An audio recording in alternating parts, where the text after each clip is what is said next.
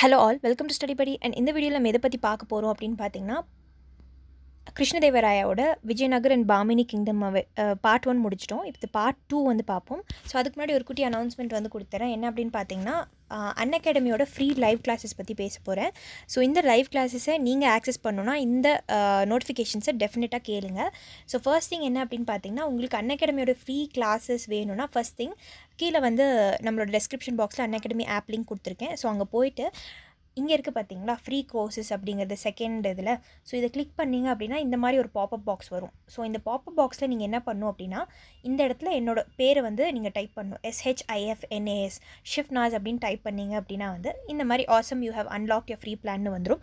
So இது வந்து ஒரு தடவை தான் பண்ணணும். நீங்கள் ஒரு தடவை உள்ளே போகும்போது ஃப்ரீ கிளாஸ் அட்டென்ட் பண்ணணுன்னா வந்து இதை டைப் பண்ணிகிட்டே இருக்க தேவையில்லை. ஃபஸ்ட் டைம் நீங்கள் போகிறீங்க அப்படின்னா இது இப்படி டைப் பண்ணலாம். நெக்ஸ்ட் என்னென்ன ஃப்ரீ டைப் ஆஃப் கிளாஸஸ் இருக்குதுன்னு பார்த்தீங்கன்னா இலக்கு அப்படிங்கிற ஒரு கோர்ஸ் இருக்குது. ஸோ அது வந்து குரூப் 2 ப்ரிலிம்ஸ்க்காக பண்ணிகிட்ருக்காங்க. 3rd December நாளைக்கு 10 AM இந்த கிளாஸஸ் வந்து இருக்கும். நெக்ஸ்ட் வந்து பார்த்துக்கிட்டிங்கன்னா டிஎன்பிஎஸ்சி குரூப் 1 எக்ஸாமுக்கு வந்து லைவ் கிளாஸஸ் இருக்குது. எவ்ரிடே 4 PM வந்து நீங்கள் அவங்களோட லைவ் கிளாஸஸை போய் ஆப்பில் ஆக்சஸ் பண்ணிக்கலாம். ஸோ அதுக்கப்புறம் வந்து T20 ஃப்ரீ டெஸ்ட் சீரிஸ் இருக்குது. ஸோ எவ்ரிடே வந்து 20 questions in 20 minutes அப்படிங்கிறது 8 PM ஷார்ப்பாக நீங்கள் உள்ளே போயிட்டிங்கன்னா வந்து ஆக்சஸ் பண்ணிக்கலாம். ஸோ குரூப் 1 குரூப் 2 குரூப் 4க்கு வந்து இது யூஸ்ஃபுல்லாக இருக்கும். அண்ட் மண்டே டு சண்டே வரைக்கும் அவங்க டைம் டேபிள் கொடுத்துருக்காங்க. டாப்பிக்குள்ளே நமக்கு போயிடலாம். So patron of literature art and ஆர்கிடெக்சர்னு கொடுத்துருக்காங்க. கிருஷ்ணதேவராயா பேட்டனைஸ்ட் ஆர்ட் அண்ட் லிட்ரேச்சர்னு சொல்லியிருக்காங்க ஃபர்ஸ்ட் திங். ஸோ இவரோட கோர்ட் கடியில் 8 எமினன்ட் பீப்புள் வந்து இருந்தாங்க. அவங்க பேர் வந்து அவங்கள வந்து டோட்டலாக என்ன கூப்பிடுவாங்கன்னா அஷ்ட டிகஜஸ்ன்னு கூப்பிடுவாங்க. ஸோ இதில் வந்து ரொம்ப கிரேட்டஸ்டான பர்சன் யாருன்னு பார்த்தீங்கன்னா அல்லாசானி பெடனா. இன்னொரு நோட்டபுளான ஃபிகர் வந்து கிருஷ்ணதேவராயா கீழே இருந்தவர் வந்து தென்னாலி ராமகிருஷ்ணன். அதுக்கப்புறம் battle of Talikota and decline of the Vijayanagar வந்து பார்த்துக்கிட்டிங்கன்னா Krishnadevaraya succeeded by his younger brother Achyuta Devaraya. So இவருடைய யங்கர் பிரதர் தான் அவரை சக்சீட் பண்ணுவார். After the uneventful reigns of Achyuta Devaraya and successor Venkata 1. So Achyuta தேவராயாவுக்கு அப்புறம் Venkata 1 Sadasivaraya minor ascended the throne. So அதுக்கப்புறம் வந்து சதாசிவராயா வந்து ரொம்ப சின்ன பையன் த்ரோனுக்கு வந்துடுவார். His regent Ramaraya the able general of the kingdom continued as a de facto ruler even after சதாசிவராயா attained the age of becoming the king. So இவருக்கு கீழே ஒரு நோபல் தான் வந்து ராமராயா. ஸோ ராமராயா சதாசிவராயா ஒரு நல்ல ஒரு ஏஜ்க்கு வந்தக்கப்புறமும் வந்து அவர் தான் ரூல் பண்ணிகிட்டு இருந்தார். So he relegated Sadasivaraya to a nominal king. So அவர் ஒரு கிங் அப்படிங்கிற பேரை மட்டும் வச்சுட்டு இருக்கிற மாதிரி பண்ணிட்டாரு. ஸோ இந்த meantime the sultans of Deccan kingdoms succeeded in forming a league to fight the Vijayanagar empire. So டெக்கனில் இருக்கிற முஸ்லீம் சுல்தான்ஸ் எல்லாம் சேர்ந்து என்ன பண்ணிட்டாங்கன்னு பார்த்தீங்கன்னா இவருக்கு அகேன்ஸ்டாக சண்டை போடலாம் அப்படின்னு போகிறாங்க.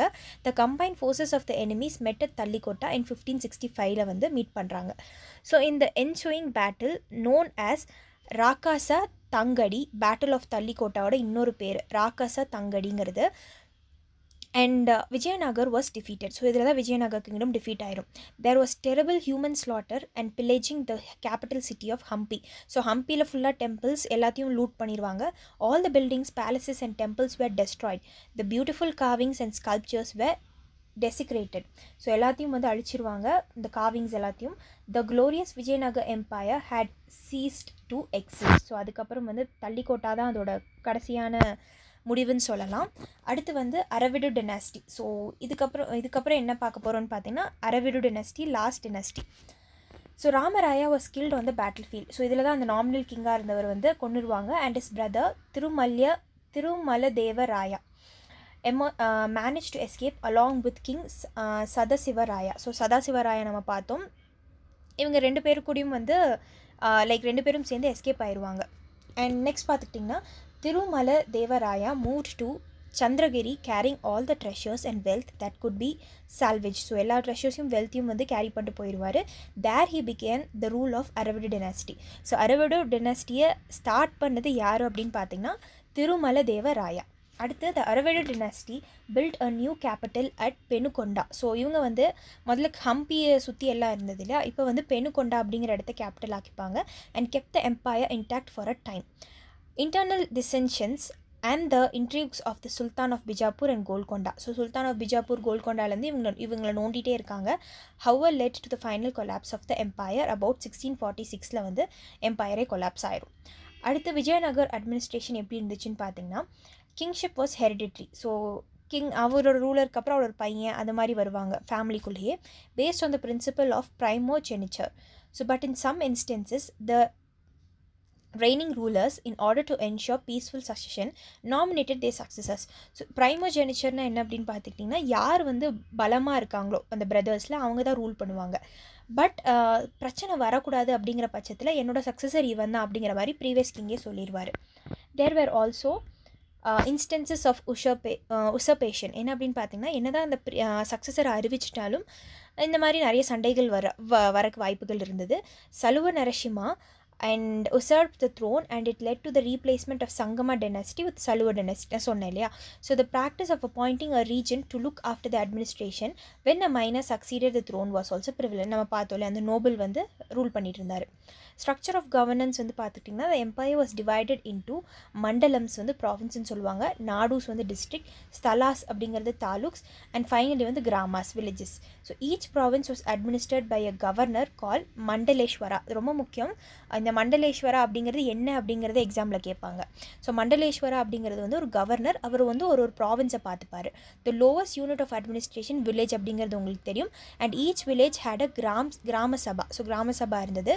கவுடா அப்படிங்கிறது தான் village headman, looked after the affairs of the village. So இந்த கவுடா அப்படிங்கிறது தான் வில்லேஜோட அஃபேர்ஸை பார்த்துப்பார்.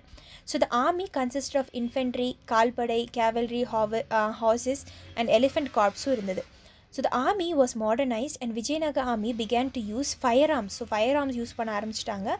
The combination of firearm and cavalry made them one of the most feared armies in India ன்னு சொல்கிறாங்க. அடுத்து எக்கனாமிக் கண்டிஷன்ஸ் பாருங்கள். The Vijayanagar Empire was one of the richest states then known into the world அப்படின்னு சொல்கிறாங்க. So ரொம்ப ரிச்சாக இருந்திருக்காங்க. Several foreign travelers who visited the empire during the 15th and the 16th centuries left behind glowing accounts of its splendors and wealth. So அதோட ஸ்ப்ளெண்டரும் அதோட வெல்த்தை பற்றியும் வந்து இந்த ட்ராவலர்ஸ் பேசியிருக்காங்க அவங்களோட அக்கௌண்ட்ஸில். ஸோ அவங்க எழுதுவாங்க இல்லையா, அதில் the emperors issued a large number of gold coins call varahas. So எக்ஸாமில் வராஹாஸ்னால் யார் கடியில் இருந்தது என்ன அப்படின்னு கேட்குறக்கு வாய்ப்புகள் இருக்குது, போர்ட்டா இல்லை அந்த மாதிரி. ஸோ 2020 அந்த மாதிரி கேட்டிருக்காங்க. வருஷம் வருஷம் அந்த மாதிரி கொஸ்டின் வரும் மிடிவல் இந்தியாவிலேருந்து. ஸோ வராஹாஸ் அப்படிங்கிறது வந்து கோல்டு காயின்ஸ். யாரோட டைமில் அப்படின்னு பார்த்தீங்கன்னா விஜயநகர் டைமில். ஸோ கோல்டு காயின்ஸ் பாருங்கள், வராஹாஸ் இப்படி தான் இருக்கும். நெக்ஸ்ட் அக்ரிகல்ச்சர் எப்படி இருந்ததுன்னு பார்த்தீங்கன்னா, it was the policy of its rulers to encourage agriculture in different parts of the empire by following a wise irrigation policy. So already நம்ம பார்த்தோம் irrigation நல்லா இருந்தது. Apart from the state, there were wealthy landholders and temples that invested in irrigation. So இது இல்லாமல் land ஹோல்டர்ஸும் வந்து இரிகேஷனில் invest பண்ணியிருக்காங்க to promote agriculture. Abdul Razak, the visiting Persian emissary to Krishnadevaraya's court. So ஒரு ஃபாரின் ட்ராவலர் யாருன்னு பார்த்தீங்கன்னா பர்ஷியாலேருந்து Abdul Razak வராரு, கிருஷ்ணதேவராயா இருக்கும் போது வராரு. Records the huge tank built with the help of Portuguese masons. So Portuguese builders இருப்பாங்களே அவங்கள வச்சு கிருஷ்ணதேவராயா ஹியூஜ் டேங்க் ஒன்று கட்டியிருப்பார். அது அப்துல் ரசாக் வந்து மென்ஷன் பண்ணியிருப்பார். Channels were constructed to support water from the tank to different parts of the city. So அதுலேருந்து ஒரு பைப் போகிற மாதிரி நிறைய சிட்டிஸ்க்கு போய் அது சேர்கிற மாதிரி பண்ணியிருப்பாங்க. The city was well stocked with variety of agricultural goods. அடுத்து காட்டேஜ் இண்டஸ்ட்ரி பார்த்துக்கிட்டிங்கன்னா, Vijayanagar agricultural production was supplemented by numerous cottage scale industries, குட்டி குட்டி industries. The most important of them were textile, mining and மெட்டலர்ஜின்னு சொல்லியிருக்காங்க. So இதெல்லாம் ரொம்ப முக்கியமான industries. Crafts and industries were regulated by கில்ஸ்ன்னு சொல்லியிருக்காங்க. ஸோ யூனியன்ஸ் இருக்குது. Abdul Razak makes a reference to separate guild for each group of tradesmen and craftsmen. So இப்போ நான் டெக்ஸ்டைல் வச்சுருக்கேன்னா டெக்ஸ்டைலுக்கு ஒரு தனி கில்ஸ் இருக்கும். இப்போ நான் கிராஃப்ட் ஒர்க் பண்ணுறேன்னா கிராஃப்ட்டுக்கு தனி கில்ஸ் இருக்கும். ட்ரேட் பார்த்துக்கிட்டிங்கன்னா during the Vijayanagar Empire, inland, coastal and overseas trade flourished in goods such as silks from சைனாலேருந்து சில்க்ஸ் வாங்கியிருக்காங்க. ஸ்பைசஸ் வந்து மலபார் ரீஜனில் இருந்திருக்கு. அண்ட் ப்ரெஷியஸ் ஸ்டோன்ஸ் ஃப்ரம் பர்மாலேருந்து வாங்கியிருக்காங்க. So Vijayanagar traded with Persia, South Africa, Portugal, Arabia, China, South East Asia, Sri Lanka, இவங்க கூட எல்லாமே வந்து ட்ரேட் லிங்க் வச்சுருக்காங்க. அடுத்து கான்ட்ரிபியூஷன் டு லிட்ரேச்சர் பார்த்துக்கிட்டிங்கன்னா, under the patronage of Vijayanagar rulers, religious as well as secular books were written in different languages such as Sanskrit, Telugu, Kannada, Tamil. So இதில் எல்லாத்தையும் வந்து புக்ஸ் எழுதி ரிலீஸ் பண்ணியிருக்காங்க. கிருஷ்ணதேவராயா அது வந்து அமுக்த மல்யாடா அப்படிங்கிற book and epic in Telugu and also Sanskrit drama பார்த்துக்கிட்டிங்கன்னா தெலுங்குல அமுக்த மல்யாடா எழுதியிருக்காரு.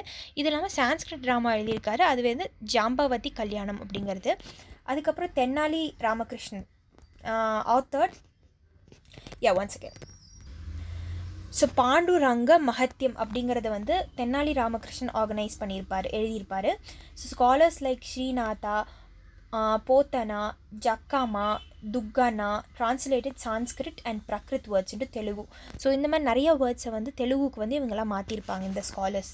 So Amukta Malyada is considered a masterpiece in Telugu லிட்ரேச்சர்னு சொல்லுவாங்க.